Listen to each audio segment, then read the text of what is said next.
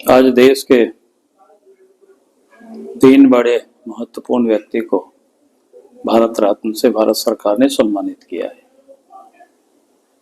पहला चौधरी चरण सिंह, जो किसानों के नेता रहे, निस्वार्थ भाव से लगातार अपने मृत्यु पर्यंत किसानों के लिए संघर्ष करते रहे। किसानों को हक और अधिकार दिलाने के लिए वो लड़ते रहे, जूझते रहे और वो किसानों के नेता भी कहलाए।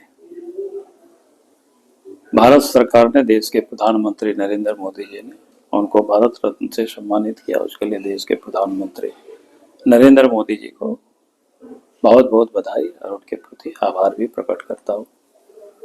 दूसरे जो नेता थे, देश के प्रधानमंत्री नरसिंहा राव के प्रधानमंत्रित्व काल में यानी देश उदारीकरण यानी नई व्यवस्था की ओर देश ने प्रवेश किया। जो देश के अंदर में कोटा परमिट राज था,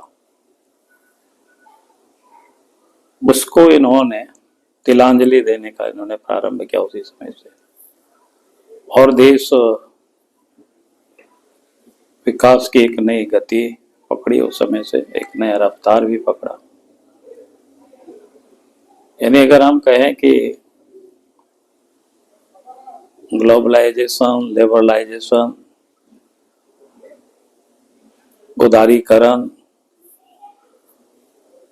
इसके जनक भारतवर्ष में करे तो नरसिंहा राव जी रहे, और आज उनको भारत रत्न से सम्मानित किया गया। तीसरे जो व्यक्ति थे, कृषि वैज्ञानिक स्वामीनाथन।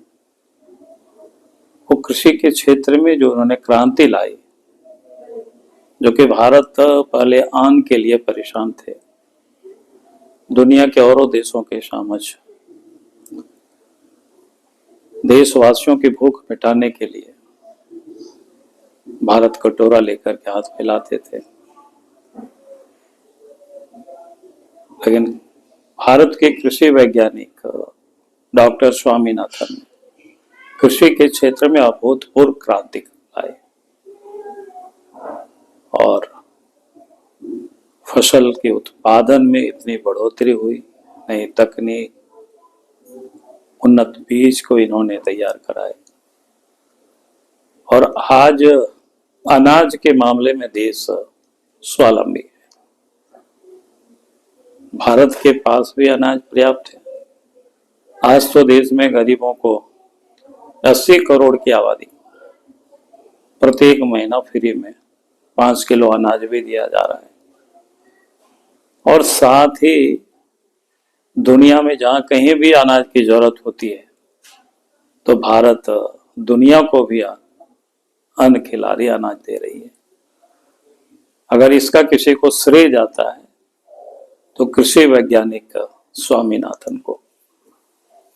और इसलिए आज इन तीनों महापुरुष को केंद्र सरकार ने, देश के प्रधानमंत्री नरेंद्र मोदी जी ने भारत रत्न से सम्मानित किया। इसलिए देश के प्रधानमंत्री को भारत सरकार के प्रति आभार प्रकट करते हैं और बहुत बहुत बधाई, बहुत बहुत धन्यवाद।